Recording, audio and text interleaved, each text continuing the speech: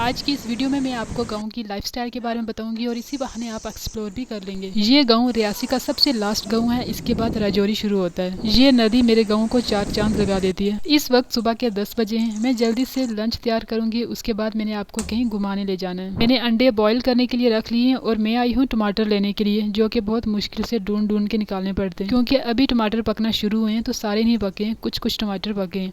मैं टमाटर लेने तो आती हूँ, बट यहाँ पर मुझे ये कांटों वाले पत्ते हैं, ये बहुत ही तेजी से लग जाते हैं, जो कि मेरे हाथ पे बहुत जलन पड़ने लग जाती है। एक दो बार लगती तो ठीक है, बट मुझे बार बार लग रहे हैं, कभी पाँव पर कभी हाथों पर। मैं गलती से घास पकड़ती हूँ तो जिसके बीच में ये पत्ते होते हैं और बहुत हाथ पे लग गई है। जितने टमाटर मुझे चाहिए थे उतने मिल गए और ये देखो मेरे हाथ क्या हाल हो गया है। अभी चलते हैं अंदर। जो अंडे हैं वो बॉयल हो चुके हैं और अभी आगे का प्रोसेस शुरू करते हैं। मुझे खुद तो लंच करना नहीं है क्योंकि मैं जहाँ जाऊँगी मुझे वहाँ भी लंच करना पड़ेगा, इसलिए मैं सिर्फ बनाकर जा रही हूँ अम्मी अबू के लिए। सबसे पहले हम एग फ्राई करेंगे, उसके बाद तड़का लगाएंगे। जिन लोगों को एग नहीं पसंद वो ऐसे बनाकर खाएं, बहुत टेस्टी होता है। फ्राई करने के बाद आप इस पर नमक और मिर्ची लगाकर खाओ, ऐसे भी बहुत टेस्टी होता है। मेरा खाना भी बनकर तैयार होने वाला है, बस मुझे चावल डालने हैं तो दोनों चीज़ें साथ में तैयार हो जाएंगी। हमारे जो पड़ोसी थे वो कश्मीर गए हुए थे तो वहाँ से एप्पल लाए, तो बस वही अभी देकर गए हैं।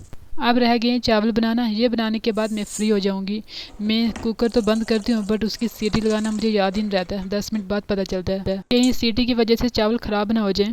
जब तक चावल बनकर तैयार होते हैं तब तक मैं एप्पल खाती हूँ। अब मैं बिल्कुल फ्री हो गई हूँ। अब मैं चली कज़न के घर। ये देखिए मेरे घर के बिल्कुल साथ कितनी ज़्यादा लैंडस्लाइड हुई है। ये रोड तो बिल्कुल बंद हो गई थी, यहाँ से आने जाने का भी रास्ता नहीं था।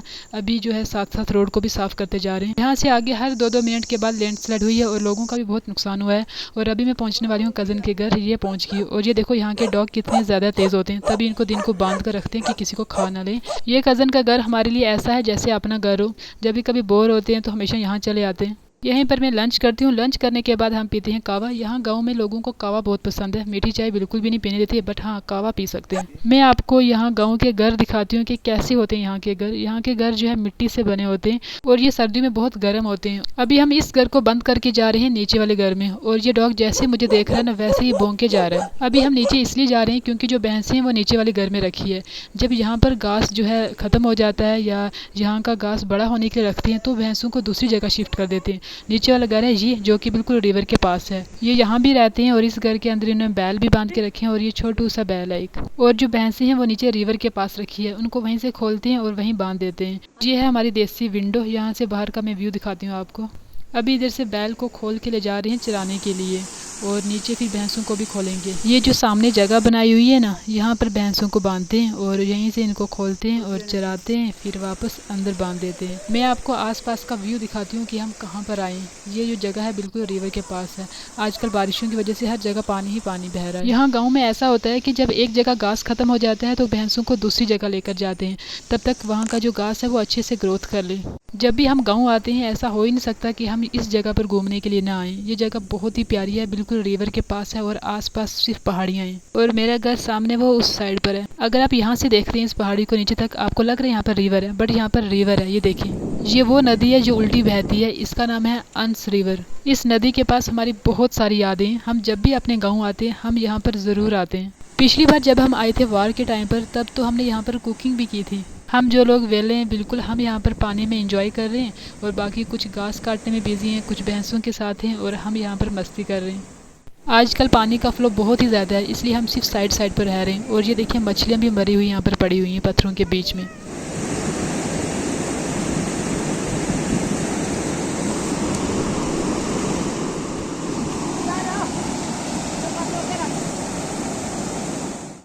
हमारे साथ ये छोटी लड़की आई है, इसने इतना तंग किया है, जिस चीज़ से हम मना करते हैं इसको वही करना है।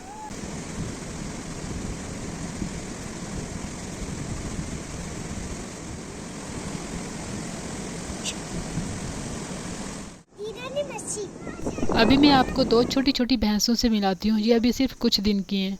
अभी हम भी आहिस्ता आहिस्ता वापस जाने की तैयारी करें। और ये देखो ये दूसरी भैंस है छोटी सी, इनको अभी अंदर ही रखा है। हम आ तो गए और बहुत इंजॉय भी किया, बट अब सबसे मुश्किल चीज़ है वापस जाना। आने में तो 10 मिनट नहीं लगते, भागते भागते पहुंच जाते हैं, बट जाते वक्त इतनी ज़्यादा चढ़ाई है अभी हमने आधी भी नहीं कवर की। अभी तो मैं बिल्कुल ख़त्म हो चुकी हूँ। अब हम यहाँ पर बैठ के रेस्ट करें, अभी आधा सफ़र और है। अब ये जाएंगे अपने घर की तरफ और मैं जाऊँगी अपने घर। मेरा बस चले मैं रोज़ इस नदी के पास पहुंच जाऊं, बट वापस आने की दिक्कत है कि जो चढ़ाई चढ़नी नहीं होती। ये जो सामने जगह दिख रही है ये हमारे खेत हैं और यहाँ से ऊपर आ जाएगा मेरा घर। मैं भी बस घर पहुंचने वाली हूँ। फाइनली मैं घर पहुंच गई।